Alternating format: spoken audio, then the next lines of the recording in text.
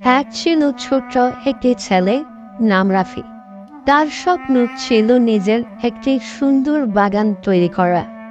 একদিন রাফি বনের ভেতর থেকে কিছু রঙিন বীজ পেয়ে যায়। বীজগুলো মাটিতে লাগানোর পর সে প্রতিদিন পানি দিত এবং গান গাইত। এক সকালে হঠাৎ বাগানে বিশাল ফুল ফোটে, আর ফুলগুলো কথা বলা শুরু করে। ফুলগুলো রাফিকে জানালো, আমরা জাদুর ফুল, আমাদের যত্ন নিলে আমরা তোমাকে সুখী করব। কিন্তু গ্রামের এক লোভী লোক সেই জাদুর ফুল চুরি করতে আসে।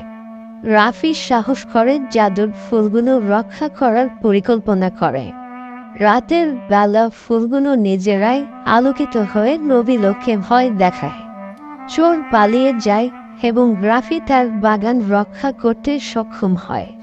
শেষে রাফি শিখে যায়, প্রকৃতির যত্ন নিলে প্রকৃতি আমাদেরও সুখ দেয়।